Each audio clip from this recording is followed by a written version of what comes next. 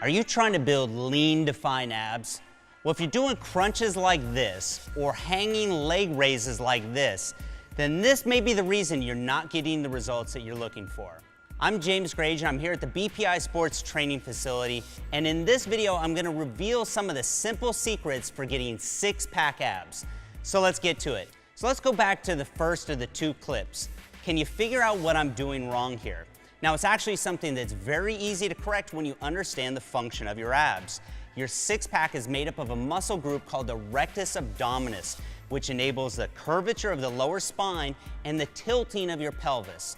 Now, this muscle group attaches at the bottom of the ribs, point A, and at the top of the pubic bone, point B.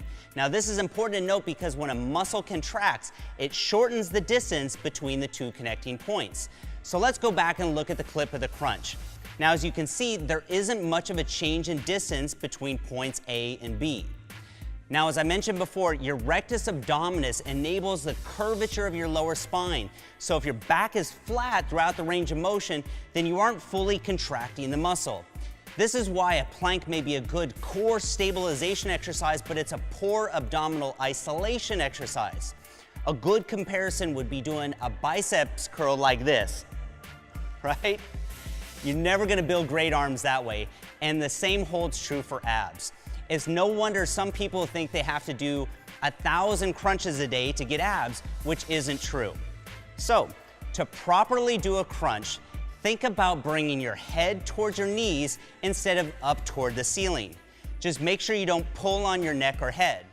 Now, as you can see here, this now gets a nice curvature in the lower spine and brings point A and B closer together. You should now feel a greater contraction throughout your entire abdominal region. So once you've mastered proper technique, you can then add resistance into the exercise. High reps don't build your abs or burn belly fat. You build your abs the same way you would build any other body part, with resistance. But we'll talk about that more later. So let's first go back and look at that second clip of the hanging leg raises. Now, I'm sure you've seen this exercise plenty of times in the gym, as well as online and in the fitness magazines. Now, with that being said, it's totally ineffective the way you see it here. So knowing what you do now about the rectus abdominis, I bet you can already guess why. If you point out the fact that there's no shortening of the distance between point A and B, then you're 100% correct. Now, see, I told you that we would take all the mystery out of ab training. So, when lifting the legs up from an extended position to this raised position where the thighs are parallel with the ground, you're using your hip flexors and very little of your abdominals.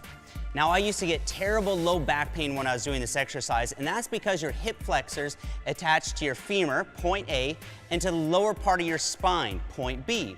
So all those exercises that I thought I was doing for my lower abs were just making my hip flexors tight, which then in turn would pull on my lower spine, which was causing my back pain. So now, the hanging leg raise is actually a very effective exercise when it's done correctly. So to do it properly, we need to get that pelvis tilted up. And to do this, we're gonna eliminate this first part of the range of motion that we see here in the clip. So instead of finishing in this top position, we're gonna use that as our starting point. From there, we're gonna do a reverse crunch. Now, don't think about bringing your knees straight up toward the ceiling, but instead think about bringing them towards your head, just like we did with the crunch, but in reverse. So you can see here that we're now getting good curvature in the spine, and we're bringing points A and B closer together for maximum muscle contraction. Now, make sure you don't use momentum or swing. Start with a slow and controlled movement and then squeeze at the top before coming back to the starting position. Now, that squeeze is the most important part, so don't rush it. So now that you know what the function of your abdominals is, you can apply this exact same discipline to any ab exercise. If it doesn't meet this criteria of shortening the distance between points A and B, then it's not the best bang for your buck when it comes to building your abs.